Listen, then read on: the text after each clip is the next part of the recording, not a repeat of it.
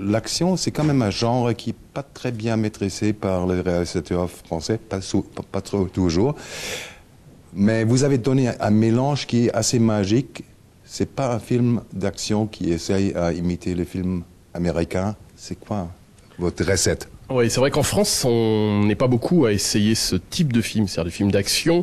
Après, c'est aussi un film d'action à base d'être humain et de cœur. C'est-à-dire que c'est avant tout une histoire d'amour, je pense. Voilà, et pas une comédie, contrairement à mon camarade qui rit. Non, c'est un peu comme mes autres films, c'est-à-dire que c'est un film avec. Attendez, on va recommencer. Oh, c'était pas. C'est très très difficile. Bien, mais c'est pas grave du tout. C'est la vie de rire. On n'est pas. S'il y a un fou rire, il y a un fou rire à l'écran. Qu'est-ce qu'il faut faire à lui empêcher à rigoler? Et il est complètement déconcentré. Mais oui, je sais, mais alors. Non, parce que moi je suis pas comédien, moi c'est rare comme ça que je m'exprime, donc c'est plus compliqué. Mais pour répondre à votre question, effectivement, c'est ouais, non, parce que j'ai une scoliose, monsieur. Pour répondre à votre question, effectivement, en France, on fait peu de films d'action. Pour X raisons, et j'aime bien dans votre question le fait de remarquer que j'ai pas essayé de singer le cinéma américain. C'est un film français, effectivement, qui se rapproche du cinéma anglo-saxon, mais qui peut se rapprocher aussi du cinéma coréen, par exemple. Voilà, mais la base est vraiment une histoire humaine et avec des personnages qui courent pour les bonnes raisons, c'est-à-dire par amour. On l'a en l'occurrence sauvé le fils de Vincent, du personnage de Vincent, aidé en ça par son meilleur ami Gilles, ici présent.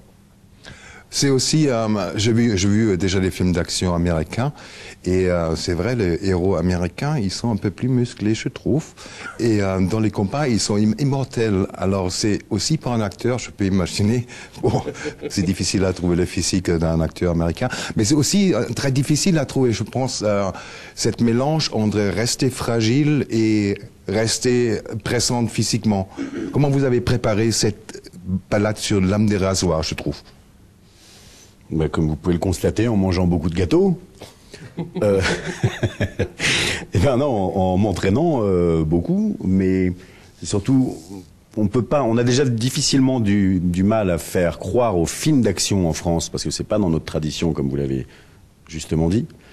Donc, il serait encore plus difficile de faire croire aux Français qu'ils ont affaire tout d'un coup à des héros bodybuildés, parce qu'on ne sera jamais Vincent et moi, qu'on ne serait pas proche de la réalité. La qualité première du film de Fred, c'est qu'on fait un... Il arrête pas à rigoler. Ouais. On fait un film d'action à la française avec nos décors, avec nos personnages, avec notre méthode. On a beaucoup de mal avec les héros en France. C'est une tradition, on n'est pas un peuple très héroïque. Je ne suis pas d'accord du tout avec ce que vous avez dit avant, je suis désolé. Vous dites que les acteurs américains sont plus costauds et plus grands que nous. C'est justement la définition absolue du cinéma. C'est ce que vous croyez, parce que avant d'être un intervieweur et un journaliste, vous êtes un spectateur. Or, les plus grandes stars américaines m'arrivent tous là. Matt Damon est tout petit, Tom Cruise est tout petit, et Sylvester Stallone est tout petit aussi. Donc c'est archi faux. C'est ça qui est formidable, et c'est donc, ça donne raison au cinéma d'action, ça donne raison au mythe du cinéma, c'est que suivant la façon dont on filme, on peut faire croire qu'un acteur est très costaud, très grand et court très vite, alors que ça n'est pas tout le temps le cas. Et personnellement, physiquement, je pense que je suis plus costaud qu'eux. Et pourtant, parce qu'on passe par le prisme français, il y a comme ça une décision qui est prise, que le cinéma américain est un cinéma d'action absolument incroyable, et le cinéma français est plus cheap, pour employer un mot anglais pour Euronews. Et ce qui me plaît dans le film de Fred Cavaillé, ce qui m'a plu au scénario, et ce qui m'a plu pendant le tournage, et ce qui m'a plu quand j'ai vu le film, c'est que les gens sortent et pensent exactement ce que moi je pense, et c'est pas péjoratif, on dirait un film à l'américaine. Et donc, je suis content parce que j'ai pas toujours envie de leur ressembler, voire même rarement, parce que je ne pense pas qu'ils soient les meilleurs dans tous les genres de cinéma. Mais en ce qui concerne le cinéma d'action, c'est vrai qu'ils sont les référents. C'est comme ça. Ils ont un savoir-faire, ils ont l'économie qu'il faut, ils ont quelque chose qui fait que ils ont des décors inouïs, ils ont une chance incroyable d'avoir des voitures américaines, des immeubles américains, des avenues américaines, des villes avec des déserts, c'est fou ce que ne serait-ce que le décor américain amène à la dramaturgie. Et je trouve que dans ce film, moi je pense que c'est le film d'action le plus incroyable que j'ai vu en France, en langue française. Oublions le fait que nous soyons dedans, je le dis très très sincèrement, j'aimerais ne pas être dedans pour pouvoir dire, en tant que spectateur, que c'est ce que j'ai vu de mieux en France. Et je suis content d'être dedans, parce que je suis très fier de ce film. Mais c'est vrai que c'est la première fois qu'on rivalise vraiment avec le cinéma d'action pur et simple, avec en plus une psychologie derrière, qui est la patte de Fred Cavaillé, où il y a quelque chose de quotidien, d'humain entre les protagonistes. Ça parle d'amitié aussi, ça parle d'un couple qui va peut-être se remettre ensemble, et ça parle surtout de défendre un enfant, et jusque où un homme, voire deux hommes, un homme et son meilleur ami, son complice, sont capables d'aller, voire à tout prix, pour sauver la vie d'un enfant. Ce film je serais de langue ni française ni anglaise. Il y aurait l'exotisme, et je penserais que c'est un film américain. Si je l'entendais en anglais, je n'aurais je ne me poserais aucune question. Et donc c'est en ça la réussite. Et donc je suis très content de ça. Voilà, moi personnellement. C'est ce que je dis au début, j'ai bien aimé le film. J'ai bien aimé le film, il est super, parce que exactement, vous jouez un caractère qui fait un voyage émotionnel. Rarement, peut-être dans les vieux films américains, on trouve le héros où c'est permis. Il veut faire un voyage. Vous êtes à un moment dans le film, certainement au début, très fragile, et pendant le film, vous avez tout un voyage. Et ça, exactement, cette liberté pour un jeu d'acteur, on trouve moins dans le film des Américains, je pense. Et bien sûr, les Américains ont des jolies voitures, mais vous avez des Peugeot, non? Citroën, c'est super, c'est magnifique. Moi, je préfère les Mercedes et les Porsche, c'est pas grave. Pour vous, le jeu d'acteur... On peut rire, parce que vous dites quelque chose. C'est comme ça. À votre humour, quand même. Oui, Ah bon? c'est moralement, attention. Et c'est pas tous les jours en plus qu'on est interviewé par Lénine. Non mais c'est vrai. Ouais. Donc je fais un retour dans l'histoire quand même. Vous imaginez pour moi, tout d'un coup, ce que c'est. C'est quand même un choc. C'est un choc. Il faut nous excuser. On peut revenir au sérieux, sinon ils vont me virer. La part sérieuse de ce film, c'est moi. Mais c'est aussi français, ça, de rigoler un petit peu et de désacraliser les choses, et voilà. On parle de choses d'acteurs parce que aujourd'hui, de plus en plus, les Américains, il y a beaucoup de réalisateurs, ils n'ont jamais appris à travailler avec des acteurs. Ils ont appris à faire péter des hélicos, mais il y a très peu de réalisateurs qui savent travailler avec des acteurs. Où est-ce que vous avez appris à travailler avec des acteurs? Ben, j'ai appris sur mes 2 films précédents, c'est-à-dire après je pense qu'on s'améliore au fur et à mesure. Après le travail avec Vincent et le travail avec Gilles est beaucoup moins difficile parce que je les connais très bien, ils me connaissent très bien. Donc je dirais mon travail a débuté le jour où j'ai choisi Vincent pour mon premier film et où j'ai choisi Gilles pour mon second film. Après on se connaît très bien, qu'on se parle assez peu. Voilà, après s'ils ont des questions sur l'histoire et leur personnage, où il peut aller, je peux y répondre. Mais c'est vrai qu'en règle générale, j'interviens assez peu parce qu'ils me sollicitent assez peu. Qu'est-ce qu'on fait? Parce que vous avez travaillé plusieurs fois ensemble. Comment on fait pour pas livrer ce qu'on a déjà livré dans les autres films? Bien sûr, c'est toujours une autre histoire, c'est toujours un autre caractère, mais les acteurs sont parfois un peu feignants. Alors comment on se donne un peu pour sortir ce qu'on a déjà montré?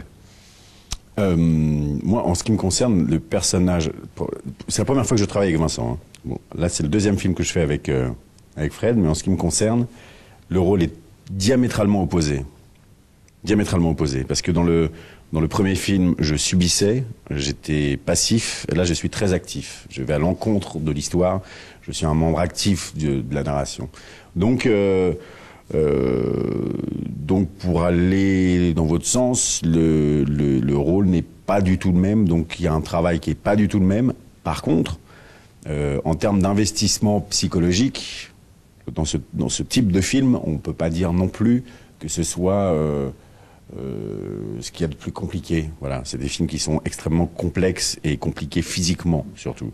Et en fait, parce que c'est compliqué physiquement, ça devient relativement simple au niveau du jeu, puisqu'on est toute la mise en scène, toute l'histoire participe à ce que vous soyez totalement pris dans l'histoire. Vous voyez ce que je veux dire? C'est-à-dire que tout ce que Fred met en place autour de nous plonge dans une dans une façon, dans une méthode qui fait que nous, on n'a plus qu'à jouer, à être. Il n'y a pas, un déroulement, on va dire, psychologique au jeu. C'est du jeu primaire. C'est un rapport enfantin au jeu. Vous voyez ce que je veux dire? Ce que je trouve toujours magnifique quand on voit des jeux des acteurs sur l'écran, on oublie très souvent, c'est une question d'une concentration qui est énorme. Parce que vous faites un travail très souvent bout à bout. Ça veut dire, on enchaîne des takes. Et je trouve que c'est très difficile à garder le passé qui est très présent dans le film, c'est important le film. Je trouve que c'est très difficile dans un film à garder cette concentration de toute une histoire complexe dans un film qui est tourné et coupé dans les takes. Mais on ne garde pas. Le meilleur moyen de garder un état tout le temps, c'est d'être. On est. On est du premier jour au dernier jour. Et en fait, les gens, ça dépend des acteurs et des méthodes de travail, mais je ne suis pas, pendant la journée, Simon, et après, je lâche le personnage de Simon pour redevenir moi, Vincent, quand je vais au restaurant le soir pour me détendre. Parce que moi, je suis un acteur qui, à la fin de la journée, je vais dîner au restaurant, comme Gilles, on dit, on a notre vie qui reprend. Je n'ai pas besoin de m'enfermer dans des endroits, disparaître, laisser ma famille pendant 4 mois pour faire le vide dans ma tête. Moi, je suis quelqu'un qui reprend sa vie quotidienne de tous les jours. Alors j'ai trouvé un moyen, c'est au lieu de laisser Simon sur le tournage le soir pour redevenir Vincent, j'ai décidé que j'étais Simon tout le temps, et de temps en temps, Simon, quand il quitte le tournage, il joue à Vincent. Mais c'est toujours Simon. Donc c'est juste, on est un personnage, et on n'a pas besoin de le garder. On l'est, c'est ça. Et au fur et à mesure que le tournage avance, on rentre de plus en plus dans la peau du personnage, et je pense même, on finit par connaître assez rapidement mieux le film que le metteur en scène, ou en tout cas mieux le personnage que le metteur en scène. Les premiers jours, le metteur en scène vous dit, le personnage il est comme ci, il est comme ça, il nous dirige, et puis il y a un moment, quand on commence à jouer plusieurs takes, comme vous dites, à différents endroits, on assemble une sorte de mini-puzzle qui fait qu'on a une vue à peu près de tout l'ensemble de ce qu'on va faire, et on commence à connaître le personnage, et on sait instinctivement ce qu'il faut faire et pas faire, et quelquefois, les bons acteurs, au bout de 10-12 jours, le metteur en scène, juste, essaye d'être témoin de ce qu'ils font. De temps en temps, il leur dit ça, c'est un peu trop ou pas assez, mais c'est nous qui sommes, on sait mieux puisque c'est nous qui vivons les choses. Donc il y a des choses qu'on sent, des choses qu'on sent pas, des choses qu'on trouve qui sont trop, pas assez, et on fait ce travail évidemment à 3. Mais on ne quitte pas un personnage.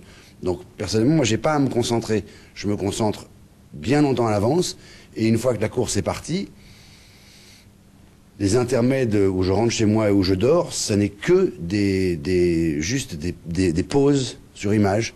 Hop, la conversation reprend le lendemain avec le metteur en scène et mon acolyte, l'autre rôle principal du film, là où elle s'est arrêtée la veille. Exactement là où elle s'est arrêtée. Ça y est, on fait corps. Voilà. Quand on travaille dans le cinéma, dans le théâtre, on a toujours des choses, on aime avec un acteur, on joue, il est fort pour ça. Vincent, il ressent quoi pour vous? Qu'est-ce qui lui fait fort pour jouer avec lui? Son rythme. C'est un acteur qui a un rythme. Vous savez, on parle souvent pour les gens, pour les mélomanes, pour les gens qui font de la musique, on parle de l'oreille absolue. Vincent, il a le rythme absolu. C'est-à-dire que quand vous jouez avec lui, il impose aussi un rythme qui fait que les dialogues coulent de source, que les temps semblent évidents, ce qui n'est pas le cas de tout le monde. Vous tournez des fois avec des acteurs qui sont très très bons, qui peuvent être très bons dans un domaine ou avec d'autres, mais qui ne fonctionnent pas avec vous. Là, on a eu une chance inouïe, c'est que on s'est trouvé sur une question on va dire, de musique, en fait. Ça marche. C'est un acteur qui joue avec vous.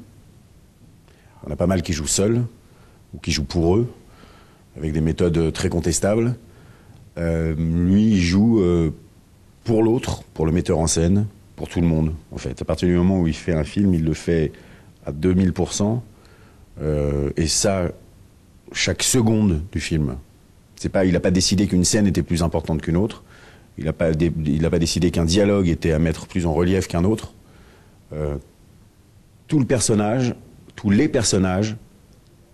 qu'ils soient devant ou derrière la caméra, sont importants. Ce qui fait que on est dans une générosité de jeu qui fait que, comme il l'a expliqué tout à l'heure, on ne joue pas, on est, ni plus ni moins. Et c'est très facile à juger parce que si c'est pas le cas, ça sonne faux au théâtre et sur la scène. Absolument. Vincent, La même question. vous êtes obligé à renvoyer les fleurs. Mais non, c'est bien de commencer en disant vous êtes obligé de réenvoyer les fleurs, sauf qu'il faut enlever un mot, je ne suis pas obligé. Je pourrais très bien ne pas les renvoyer. Je les renvoie parce que je les pense. La seule chose que je déplore, c'est que, évidemment, dans ces cas-là, on a envie d'être interviewé en premier. Parce que ce qu'il a dit, si je vous réponds idem pour moi, ça n'a pas d'intérêt. Donc il faut que j'étaye un peu ma réponse. Plus court. Ça voudrait dire qu'il a moins de qualité que moi. Plus court. Non. Ça a été évident. Alors je vais vous le raconter en une anecdote. En fait, pour dire ce que moi j'ai pensé de Gilles, ça a été immédiat. En fait, on s'est raté à 2 ou 3 reprises. Et j'ai 2-3 obsessions dans la vie du cinéma. Moi, une de mes obsessions, c'est que j'ai besoin que les êtres humains soient sexy. C'est comme ça. Il y a des gens qui sont sexy et ceux qui sont pas sexy. Ça n'a rien à voir avec la beauté. Il peut y avoir des femmes sublimement belles, mais j'ai pas envie d'être collé contre elles. Et puis il y a des hommes qui ont une beauté classique formidable, qui ont la taille mannequin. Il y a tout ce qu'il faut, mais je les trouve pas sexy. Puis il y a des gens qui ont des défauts, sauf qu'ils me font vibrer. Alors c'est le cas de Dustin Hoffman, qui a tous les défauts de la terre. Et en même temps, quand il rentre dans un endroit, je serai une femme. Quand je le vois arriver dans Kramer contre Kramer, je tombe. C'est comme ça. Il n'y a rien à faire. Donc Gilles, il a quelque chose de sexy. Je le vois parce que je parle avec des copines, je parle avec des femmes, et c'est un homme qui plaît, mais pas bêtement. Il plaît intelligemment. Il a quelque chose, comme ça, on ne sait pas pourquoi. Il n'y a rien à faire. Il a beau, lui, se dire, je pourrais être mieux comme si, j'aimerais bien pas avoir ça, je suis pas content de mon nez, je suis pas content de mes cheveux, je suis pas content de mes yeux, je suis pas content de ceci, si j'étais comme ci, j'étais comme ça. On s'en fout complètement. On a envie de dire, ça c'est ton problème, tu penses ce que tu veux de toi. Ce qui compte, c'est que nous, on pense de toi, et nous, on te trouve sexy. Donc ça, c'est très important pour moi. Et donc, j'aime jouer avec quelqu'un qui est sexy. S'il n'y a rien d'homosexuel, c'est quelque chose de... Ça m'attire, ça m'excite, ça me plaît. Voilà, c'est la première chose. Et donc, quand je suis sorti de la voiture le jour de la première scène, je me souviens que c'était la première fois qu'on allait échanger une phrase filmée. Avant, on a beau se dire, on va arracher la baraque, tu vas voir, on va faire un film d'enfer, ça va être un malheur. Tout ça, c'est du blabla. À un moment, le metteur en scène dit moteur, il est 12h04, c'est le premier jour de tournage. Moteur, je suis à côté de lui, il est au volant, je suis à côté, et je le cache pas, j'ai la moitié de mon cerveau qui est en train de jouer la comédie, et l'autre qui fait pourvu que ça me plaise, pourvu qu'il me plaise, pourvu que je lui plaise et pourvu qu'il me plaise. Mais avant de savoir si je vais lui plaire, pourvu qu'à moi il me plaise. Il a dit la première phrase, je me souviens très bien, parce que les acteurs, ils ont plusieurs cerveaux qui travaillent en même temps. Il y en a un qui est très sincère, qui joue la comédie, il y en a un autre qui entend tous les bruits qui se passent autour, il y en a un troisième qui voit tout ce qui se passe, comme ça, qui voit très bien ce qui se passe là-bas et là-bas, il y en a un quatrième qui voit la tête du metteur en scène, s'il est content ou pas content, il y en a un cinquième, s'il y a un tout petit début de pluie sur le pare-brise qui fait merde, on va couper la prise, c'est dommage parce que c'était bien, il y en a un sixième qui dit la phrase est bien arrivée, je vais laisser 4 secondes, il y en a un septième qui fait je vais encore attendre 2 secondes. C'est Steve Austin, il se passe 12 000 trucs là-haut. Et un de mes cerveaux, un des 17 cerveaux ultra sur le coup, m'a dit ah j'aime bien comment il parle lui, c'est bien, c'est pile ce que je voulais entendre, c'est arrivé genre et ça s'est posé, sa phrase elle s'est posée genre sur ma piste d'atterrissage de façon à ce que moi je puisse redécoller et lui renvoyer comme j'ai envie. Voilà, je suis sorti de la voiture, j'ai fait voir le metteur en scène, j'ai tapé sur l'épaule, il a levé son casque comme ça, j'ai fait impec, c'est parti. Je pense un acteur sur scène au film, c'est comme la chante. Une fausse note, vous entendez tout de suite. Absolument. Ouais, absolument. J'ai oublié la question. Votre film, il est vendu aux États-Unis. On peut attendre un remake. Comment on peut prendre une nouvelle comme ça? Il ne suffit pas, votre film, pour être vendu aux États-Unis, dans le monde entier? Non, c'est plutôt flatteur. C'est-à-dire le premier film pour elle a été remaké, le second l'est aussi en Inde, en Corée, aux États-Unis. Après non, c'est flatteur. C'est-à-dire que moi j'essaie tout le temps de toucher le plus grand nombre. C'est ça, d'avoir L'universalité, c'est difficile, mais ça me plaît bien de me dire s'il y a un remake, qu'il soit américain ou autre, que quelqu'un à Mexico, à Bruxelles ou à Tokyo puisse voir le film et être touché par les mêmes émotions. Voilà, moi j'ai écrit ça chez moi dans ma salle à manger. Non, c'est très flatteur. C'est très flatteur. Ça flatte peut-être un peu mon ego, mais ça fait du bien des fois.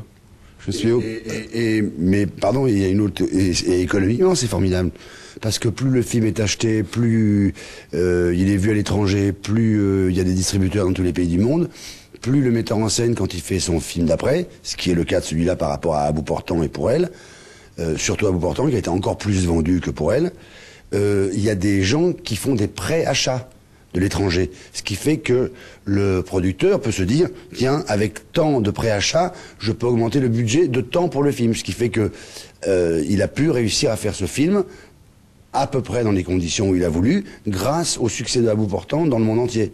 C'est pas rien. Et donc le prochain, il pourra le faire d'autant plus facilement que ce film sera vendu en Corée, au Japon, en Belgique, en Espagne.